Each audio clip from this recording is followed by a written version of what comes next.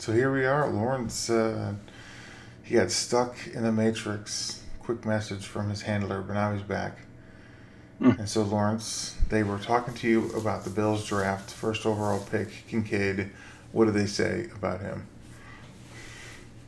No, a lot of people, like we all thought, like the Bills needed receiver help. They went a kind of different way, but in the same sense, got somebody that can fill that type of role. Right. Kincaid, by all accounts, is kind of like that split out, not a traditional style tight end where he'll be more of a receiving threat than anything else. Mm-hmm. Uh, I mean, I was worried about his back injury. Uh, Obviously, Gronk did fine with that. I'm not saying he is Gronk, but I I mean, am better. yeah, but like watching highlights of him, he was very fluid. Uh, Silky. Somebody that like can stretch the field in kind of a way that Knox doesn't seem. Knox is more to me like a traditional tight end, but with a little bit more explosiveness. And Kincaid seems like that. I don't know, Zach Ertz, Jimmy Graham type that he can just get open down the field. And a couple like draft nicks were talking about like he might have the best hands out of anybody that's a pass catcher from the draft. So I Oh, mean, pretty good pick value where we got him at.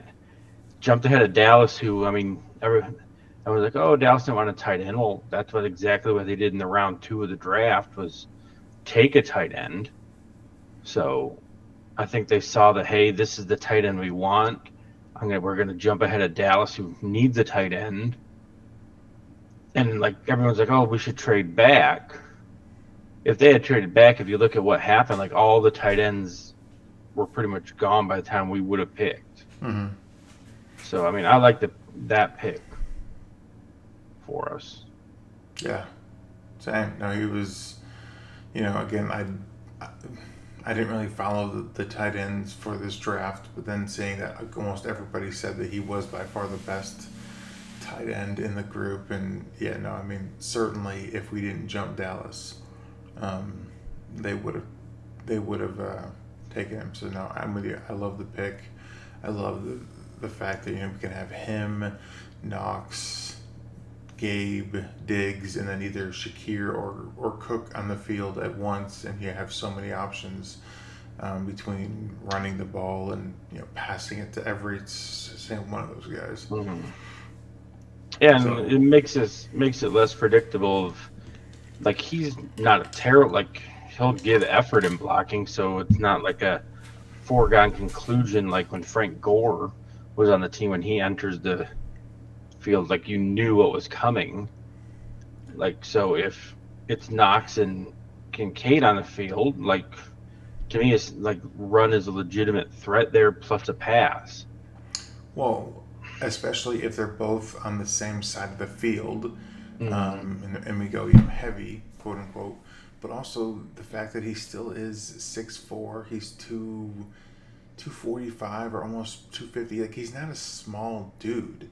And so, Mm-hmm. okay, maybe it takes him an off season or two, probably two, to go and put on another 10 or 15 pounds of muscle. Like, I don't know. It's not a foregone conclusion that he won't be a better or at least be a, dependable uh, run blocker. Early on, no. Early on, he'll likely just, be a pass catcher for us. But whatever. I will Yeah, take somebody who can read a defense and will not drop the ball. I'll, and I'll take and that. this is something I know that we've talked about. I don't think we've brought up on stream before that going into last year, I think this is kind of what they wanted to do because they went and signed OJ Howard. Mm. And to me, it seems like, hey, we want to go more 12 personnel. And obviously, Howard just was not anything what they thought he would be. They cut him in training camp. So to me, I think that kind of messed up what their plan was the whole offseason of what they wanted to do. And I think that's kind of why you saw them not be as strong as they had been in years past. So my hope is that like Kincaid lets them go through with the plan they'd put in place. Let's be 12 personnel. We know McDermott wants to run the ball more, and I think their second round pick shows that there might be a dedication to more of a running attack, and then open up the play action for Josh Hmm. with someone like Kincaid. Like you think of all the potent tight ends in the league history, that play action over the middle was killer. So if we can actually get that and have it be a legit threat, that's pretty Oh good for yeah, us. maybe. I like that. I'm getting excited. I can't wait. See, now it sucks. Like now, what the next big thing is the schedule. But even Yeah, that's that's just coming like out in May. that's just okay. But then, yeah, I can't wait until August, man. Yeah, I mean, because the rest of the draft, the Bills have two picks. I mean, at least the fifth round pick is the third in the fifth round, so it's not like it's almost like a fourth round pick. But at that point, I'd be fine with the Bills drafting just straight up. Who's the D- best yeah, that or like let's take whoever the best is at a position that we need some depth at quarterback? that point. Yeah, I mean, at some point we need to think about drafting just a quarterback to develop as a backup. Like obviously they won't be a threat to Josh, but like at some point, like I don't like having like a different veteran every single year coming in. Like it's the defense against the dark arts position in Hogwarts. Mm-hmm. You just can't keep one. Dude, 100% no. I would honestly say to go Josh like this year on in the third round if there's a quarterback available, we're gonna take him just so we can like develop him as a backup. Just heads up. And I think he would be like, yeah, that's probably pretty smart because I have a running, a playing Yeah, style that is conducive to getting hurt. yeah. We talk about Kincaid, and I mean you liked this and called it the start of the second round of Osiris Torrance from Florida, Yeah, mm, who love was that pick. like seemed like everybody had him as a first round pick, and the I fact know. we can get him where we were without moving up. I mean, Yeah, that's a no. pretty good get for us. And like the interior of the offensive line, aside from Mitch Morse last year, was not that great. But now with Morse, we signed uh, McGovern from the Cowboys. Saffold's gone, and now him. Like Bates is a pretty good option to have as a backup center and guard. So like the depth of the O line is finally like being where it should be to help Josh out. Mm-hmm. And then playing with an extra larger receiver slash smaller tight end in Kincaid. Mm-hmm. Yeah, so I mean, I like what they've done, and then I like Dorian Williams' pick, but not what Brandon Beane was saying they're going to do with him. That I'm not thrilled with. Yeah. Like he's listed as an inside linebacker. He played 80% of his snaps at inside linebacker, but at the press conference tonight, Beane was saying that they're going to put him at outside linebacker. So unless they're playing as a kick Milano like Inside. inside, I don't understand the pick of him if they're going to put him at a position he didn't play that much in college. It seems like when the Bills have missed on picks is because they have whoever they drafted not be who they were when we drafted them. Right. Like when we drafted Epineza, he was good at what he did at his size, but then they had him lose like 35 pounds coming in, and he lost his strength, which is what made him who he was. So that's the only part. Like, we'll see what happens, but as right now, I kind of question that if they're going to just have him be a backup or like the other outside linebacker in our base defense, which we're barely in anyway. Mm-hmm. So yeah, I mean, overall, the Bills had a really good first 2 days of the draft. I think Mm-hmm. they finally put resources on the draft, like early in the draft, into the offense, which never seemed to happen, and it wasn't at the running back position. So aside from the Bills, like who stuck out for you in terms of like, well, like sticking positive wise, like who kind of hit home runs or solid doubles? for you? I mean, I guess I don't know, maybe it's easier to start with the teams that had 2 picks in the first round. Um, I I like what the Texans did. I mean, I do think they gave up a ton to move up to 3, but they're really, Hmm. essentially saying, hey, like we're picking the leader of our offense and the leader of our defense. In a way, it's kind of like what we did when we got Josh and Tremaine, although we let Edmonds walk, which is kind of lame. I would Yeah. have liked them to have played more of their career together. But in a way, it feels kind of like that. They're picking the at some point the leaders on either side of the ball. So I like what they did from that standpoint. And then Philly, I mean, their defensive line is going to be very good for a very long time because they've just got younger across essentially the entire front, Hmm. and they're all high picks. They've all played together.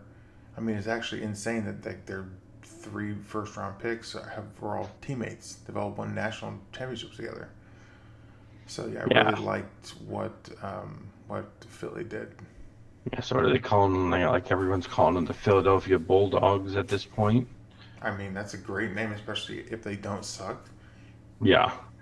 Uh, Seattle, I think, had a pretty strong draft thus far. They had 4 picks, but all of them were within the first 52 picks of the first 3 rounds. Mm-hmm. They went and got, I mean, arguably the top corner, which you don't have to have him be the number one after Wooten from last year. So he can come in and be the second corner. Mm-hmm. They drafted arguably the best wide receiver, so now they pair him with Metcalf. They pair him with, I mean, hopefully for their sake, Gino wasn't a just flash in the pan guy. Oh, who's the other guy? What is he? Lockett. There we go, Tyler Lockett. And then they got another running back who, I mean, That one we could, didn't make a lot of sense. no, the only thing I can think of is that uh, Pete really loves to run the ball, so they wanted him to go with Walker. Well, and they've been burned by injuries at that position a lot the last 4 or 5 years. They have, yeah. So I mean, Seattle is strong, but there's a few that like I'm like, what are they doing? Like I think The that's kind of the Lions funner. across the board. Yeah, like that's what I was actually gonna bring up here, and it's again like a lot of people like, oh, well, like what did like Mel Kiper and them know?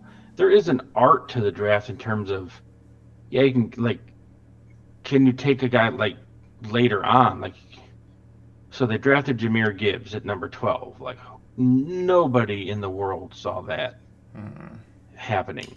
He said it. He's like, yeah, I didn't think I was going to get taken so soon or so quickly. Like he even knew that this was a reach. Yeah, yeah, like when the player is actually saying that like come on. And it's like who he could turn out good, but the point is it's like where you draft a guy, what could you have gotten and gotten that same guy later on? Exactly. Like you couldn't have drafted Gibbs at 18 and taken someone else there because Jack Campbell they took at 18 and there's not another inside linebacker taken till around what 3 I with think Simpson and Sanders. so. Hang on. So here's how I think that Jack Campbell, because this is their original pick, is fine because they could have said, you know what, the Bills might take one, and we've heard the rumors about the connection between McDermott and Campbell. We really want Campbell, so okay, it's a little bit high, but whatever. We don't want the Bills to get him. That one I'm fine with, but it's the one at 12 to me. There's no excuse. Like he was a fringe first rounder, like fringe at best. So they could have easily moved back into the low 20s, mid 20s, and outside of maybe Dallas, no one's gonna take him. I don't know. Yeah. It's so befuddling. And then, but like that isn't even the only one. That's the thing. Then they go with that Iowa tight end. Yeah. LaPorta, like he was by many accounts the fourth or fifth best tight end overall. Because literally the next pick, the Raiders trade up to get Meyer, which by most people's Mhm. accounts is a way better prospect. Well, yeah, and again, it's where are you drafting these guys and who's there, Yeah. and like Luke Musgrave got drafted. Like there was a tight end run there, and we mentioned when we talked about the Bills of like that's probably what they tried to do was try to beat that. Mm, But it's like, yeah, like is that really the best tight end? yeah. I mean, I do like their pick of Brian Branch. And I like the Hooker pick too. So like those ones to me sort of like save it for him because Branch Hmm. is. I mean, I wanted him and Hooker. Yeah, and I think give him just some time to like heal and whatnot because I think he has a lot of upside. So at the very least, he could show out, and Goff is still playing well, and you can trade Hooker Yeah. or something. Yep. So, yeah, the Lions, like during the draft, we were both talking about, hey, that kind of doesn't make much sense there. Uh, I like what the Ravens did. I mean, if we combine just the last few days total, they got Lamar locked up, Mm-hmm. they got OBJ already, and then they went and got Zay Flowers. I'm not a big fan of, but they at least got another weapon for Lamar. And then Trenton Simpson, who was borderline round one, early round two pick, they got in the third round. So Yeah, I that's wanted not too. him. Yeah, especially in the third for sure. But yeah, and then I don't know, just there's a lot of smart. I think feel like there's a lot more smart people in the draft now. GMs of like being able to manipulate and get what they need and not give up too much. Mm-hmm. So it was like an exciting draft in the sense like you really didn't know what was going to be happening. Yeah. I, I still don't understand the like Washington not getting a quarterback. No, yeah, Like, Hooker. I thought for sure. yeah, I mean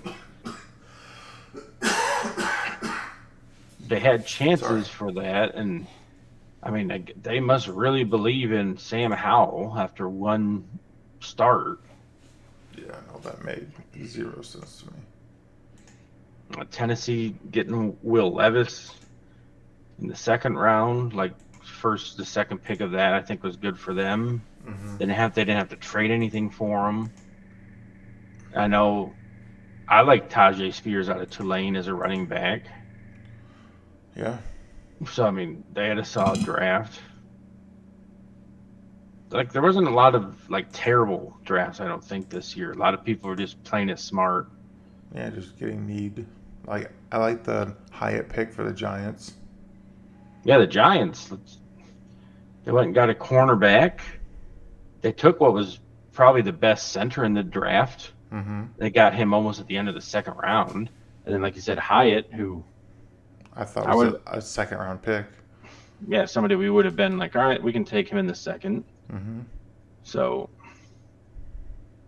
yeah, a lot of different things there. Just, I think there was a couple positions that you like the wide receiver not going until 20th, and then there's a big run on him, but nobody thought that would happen. Christian Gonzalez falling straight down to New England at 17. Like, for like the longest time, he was like, oh, he's going to be the first, cornerback taken. Mm-hmm. So you wonder, like, why was he there? There's a couple cornerbacks taken ahead of Joey Porter Jr., which, and then of course he ended up with the Steelers anyway, who a lot of people had going with their first round pick. Yeah. Um, I'll say, and this is all just predominantly based on ESPN's rankings. The Cardinals, outside of their first overall pick, they reached in the worst way on most of the guys they took. And I mean, I don't know. I don't get a great vibe from their coach. You've Their seen some of team like, in general. yeah, like when he was meeting his players, just how awkward he was. He meant like Buda Baker, and then like Buda Baker's, yeah, I want to be traded. He's like, yeah, no, we're not doing this. Yeah, and Sorry. I know, like, and they traded up for Paris Johnson after trading back and getting more picks, which they needed. And like, and that's who Kyler Murray was like trying to beat down the door for him again. It's like, are you really going to let him have an impact on what you're doing? Like, ugh. And they have awful uniforms now. So, and if you look at like if we look at the fourth round, that we mentioned the Texans earlier, like they have they have picked the second and third picks in that round. So they can continue to just like get solid pieces. Mm-hmm. And we didn't even mention this, like if you look at mock drafts and what we did, like everyone had them taking defense. So they really threw up a really strong smoke string that worked. They went out and got CJ Stroud first. And I mean, you and I have talked about, like, if we're just going off the history of Ohio State, like maybe not the best, but they can't go with Davis Mills with that fan base. So at least they're like, all right, we're going to give it a shot. Yeah, no, I mean, and ultimately, right, it's like, hey, even if Bryce Young is the best, like, nothing we could do, blame Lovie Smith. Yeah, right? Thanks, Lovie. Yeah. And then, I mean, I like what the Colts did in Anthony Richardson. Mm-hmm. I just really hope they don't expect him to just go in and start playing. I don't think he's ready for that. Well, who's the other quarterback on their roster? They have a Gardner Minshew. Minshew, yeah. See, I like Minshew. I really do. Dang it, man. I'm like how John Gruden was with Nate Peterman. I love Minshew, man. Like, just give him a chance. Well, that's what I mean. Like, it's not like they don't have somebody. Like when Peyton was out that year with a neck injury, they had to try to sign Kerry Collins out the street to try to do something. And he did. Yeah. 13-3. Yeah. I remember. You're thinking of the Titans. When he played with the Colts, when Manning was hurt, yeah. Yeah, when he played with the Colts, that's where they were able to get the number one pick because they were so terrible. Not the best, yes. With the Titans, yeah, they were 13-3, and then they lost. And then lost, yeah, even with Chris 2K. But to me, like, I think kind of what Baltimore did with Lamar would be good to start.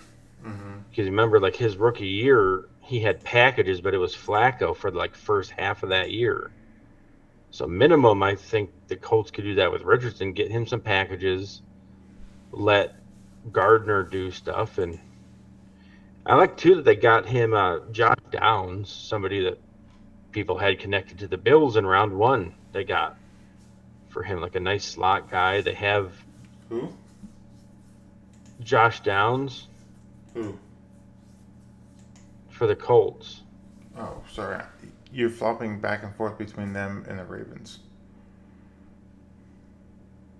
What do you mean? I don't even remember talking about the Ravens. We were just talking about the Lamar and Anthony. Right, and I was just saying, like, they could do a package like that for him. Yes. And then, like, they supported him. Like, they didn't just be like, all right, we're going to go defense now. Like, they got him a weapon. Mm-hmm. And speaking of weapons, like Green Bay all of a sudden is like, all right, we're going to draft 3 skill position players with our 2 second-round picks and our third-round pick. Hi, Aaron. Sorry, Aaron.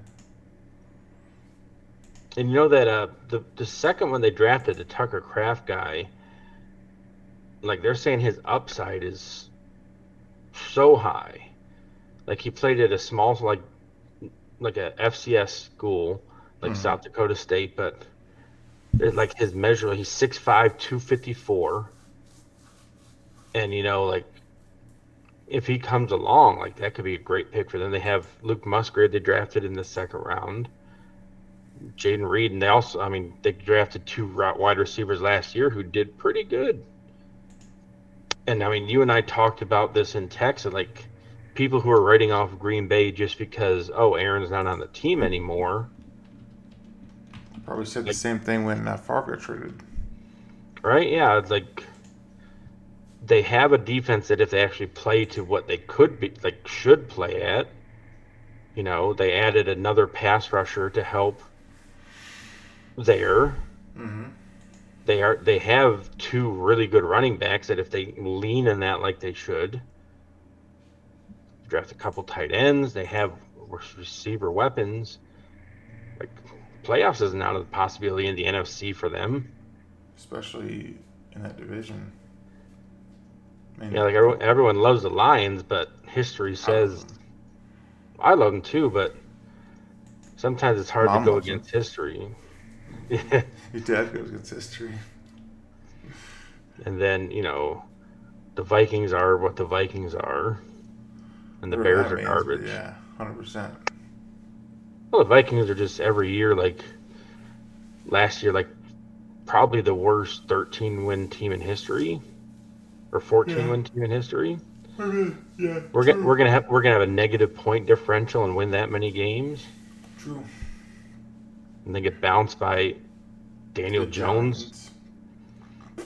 Yeah, and how much did Jones like? If they don't win that game, does Jones get his contract Oh, I extension? know, right? Like his entire career almost hinged on that. Yeah, I never. Oh, like he threw like 16 touchdowns. Cool, he threw one a game. Let's give him a big 30, contract extension. 35 million, 40 million a year. Got him. Yeah, yeah, How and that's like, starved are we for? No, seriously, how starved are we for quarterbacks? How starved? and you would think that Dayball coming from Buffalo, like where like the Bills made the playoffs with Taylor, it would have been so easy for them to be like, sweet, we broke the curse. We're just gonna ride with him and just be mediocre. But they realized, hey, we're not gonna reach what we want to do. And yeah, Daniel Jones isn't a terrible quarterback, but are you gonna get where you want with him? Like You if guys your still ultimate find goal is out. Super Bowl, I No. I can't envision him hoisting that trophy. No, but I'm pretty sure his deal is like a 2 year thing where they can get Yeah, out of it after 2 years, and so it's just like, okay, he played a little better. Let's give him another year, and if he still isn't making bigger strides, then okay, we can make plans to move on. mm-hmm. Yeah, 100%. So yeah, it was an exciting draft. We look forward to it every year, and Dude, I was so excited. now it kind of stinks it's almost over. There's Like, still 4 more rounds. Actually, Lawrence, there's more drafts than there was than has draft happened. Okay, we yeah, went but through this is three gonna rounds. that's the day I'll just rely on Twitter to update me on what happens. Oh, well, I won't. I will be vigilant. I will watch. I will discuss with my wife. My daughter will try. I love her, but she's not that. She's not there yet. While Lawrence Yeah. gallivants around Florida. Well, there'll be no gallivanting. No, no, he'll be gallivanting for certain. No, well, my parents did bought their new house, Oh, sick. I so see it. tomorrow. Well, tomorrow's the first day. I'll go over and see it. The gentleman they bought it from is actually got Gentleman. He's probably like not gentle at all. he's got like really Or bad health, Huffman. stuff. So like that's why he's selling, moving back with his family up north. So it's a So dead they can. guy's house? No, he's just like in need of care, and the family is up there. So Sorry, guy. yeah, but my parents Feel were better. like because it was a community they had sold their house from, and I mean they had a house lined up to move into in the same community, but then they did the 4-point inspection, and a whole bunch of stuff was found out, and the people selling are like, yeah, we're not going to fix it. So they did the smart thing, like, okay, well, we're not going to buy it then. And to me, that doesn't make any sense. If you're a seller and then every place you buy is going to require a 4-point inspection to be done. Mm-hmm. So what are you going to, like, no, who's going to pass it if it has that many issues? Or You maybe know? they're just waiting for somebody to not care, or I don't know. Yeah, I mean, that could be the case, but Or someone to not basically, catch it. yeah, like they get somebody who just does the 4-point inspection like just a quick check, like I'm gonna check these boxes just to get it done type thing. Yeah. But yeah, anyway, that's what I'll be doing tomorrow, is just going to check out their Nice. house. And yeah, it'll be good for them that they have one that they're very happy with, and because they were kind of down that the one they had thought they were going to get fell through, and they're like, oh, well, we missed out on being able to stay in the community we really like, and they have a lot of like good friends there and stuff, so that's good that they were able to still stick with that. Yeah. Well, I'm happy for him. So So tomorrow you can FaceTime FaceTime, me. what, to see it? The We'll see. That's a no. He's not gonna do it. I'll let you know next time on Tuesday. Yeah, But that's and a that no. is going to be the next time we have our show. Will be on Tuesday. It's going to be try to be the schedule is Right now, Tuesdays. 59-42 Lakers. Suck it, stupid Bears. Yeah, and the friggin' Warriors getting wrecked at home in a clinching game. Clincher, bro. Yeah, which is actually like that's now they have to go on the road where they've been terrible all year. So yeah, maybe next week we'll talk a little about the NBA. Now the draft's gonna be Let's done, do it. and like just at that point we'll have the semifinals locked in and just talk about what's happening. But yeah, Tuesday, for those who are going to be continuing to watch, Tuesday's episode will be continuing our look at video game behemoths. We looked at Sony this past week. You can look at our YouTube channel to see our views on that. And this week we're going to be talking about two at a time, because I feel like Xbox is not something we have a great anymore, like a great knowledge base of. Well, I mean, we can start with Nintendo, and then we can lump Xbox in with something else. Well, that's what we're gonna like. We can talk on it a little bit because we played on PC, like their main game, which I don't. I think Halo needs to just be done for a while. They need to go away. Anyway, that's gonna be Tuesday, Sick. and then next Friday will be look at the NBA playoffs. And then the one after that, for Tuesday, we're actually going to be giving our thoughts and views on the new Star Wars game that released Oh, dude, today. I bought it. I played it for a little bit. Although, Yeah. hang on. I just want to say real quick, Lawrence, officially, I run into like in like the first cutscene part, like a glitch that crashed the game, and then obviously you can wall run. Like this is no surprise.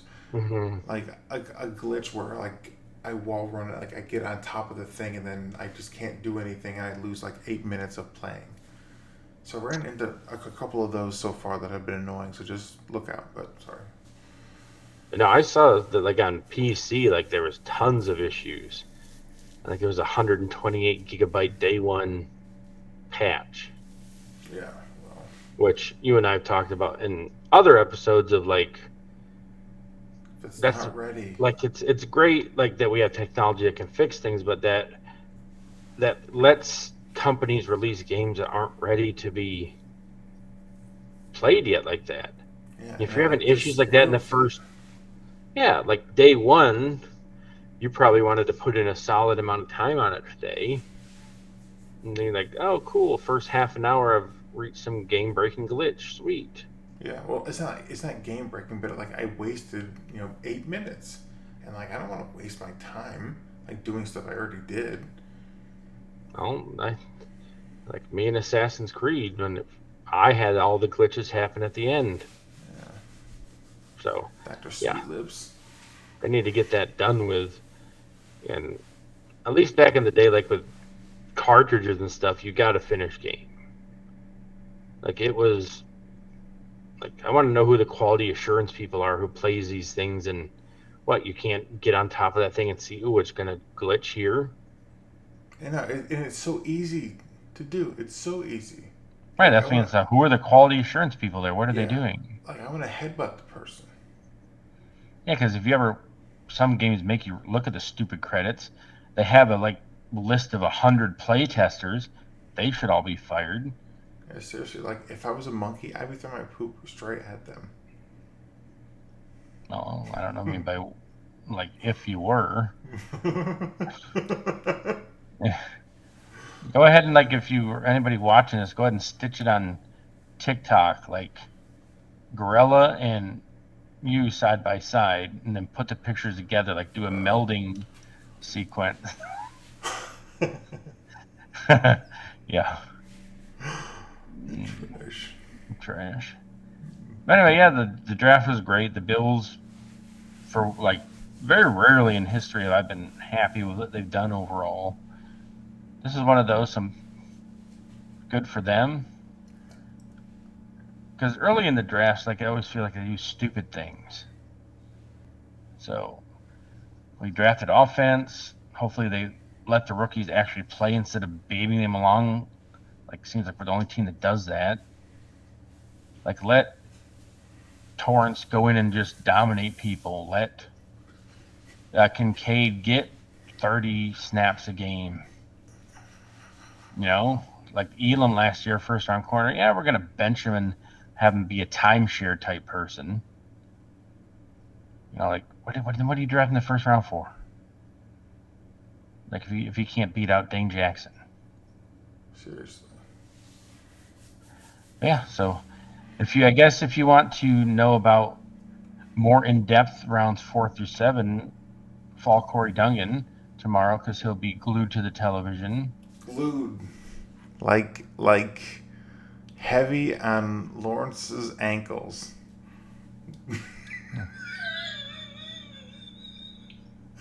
Mine too, actually. But I think you kind of shanked that one. I understand what you're trying to get at. Anywho. Yeah, you're going for a Cankles joke, but I don't think it fully hit home. But thankfully, the camera is only from the neck up, so we're good there. The camera adds a couple 100 pounds. Yeah, Chris Tommy Farley, boy. he told me that. Mm-hmm. See, I'm usually like 175 pounds, but you see me as almost double that. Yeah. So everybody must have a camera lens for eyes then. Yeah. For us, I must have a IMAX lens on me. So have you seen those memes where Zeus from Hercules, and those memes where they take his beard off and his face looks like a thumb? Yeah. That would be you. If I took off your beard. Oh man. Not really, all right, Dr. Wheeze over there. Oh, but yeah, that wraps up our show. I think it's a good place to. We're going off the rails here at the end. But yeah, it was a truncated version tonight, but we wanted to just talk about the first 3 rounds of the draft. Yeah, it was good. A little bit. And at some point in the next few weeks, once everything's settled, we'll go ahead and give a power ranking of each division, see where teams stack up, because mostly once the draft and undrafted free agents are done, the team you have is pretty much what you're going to have heading into camp. So you can kind of get a good view of where teams stack up at that point. Mm-hmm. Yeah, maybe we can do an official rating or grading of each team. I mean, we're both educators, so what better people to hand out some grades to all these teams? Yes, and it is 12:02, so it is Elmer Plata Benitez's birthday today. Happy birthday, Elmer. Elmer. Happy birthday, Elmer. He's in bed. He didn't stay up after the draft to game with us. That's why we did the show now. Yeah. So for Corey Dungan, I am Lawrence Foster. Thank you for joining us at Sticks and Skins late on this Friday night after the third round of the NFL draft has completed. Boom. We will see you on Tuesday for the Sticks portion of our show. Let's go, baby. Later. Goodbye.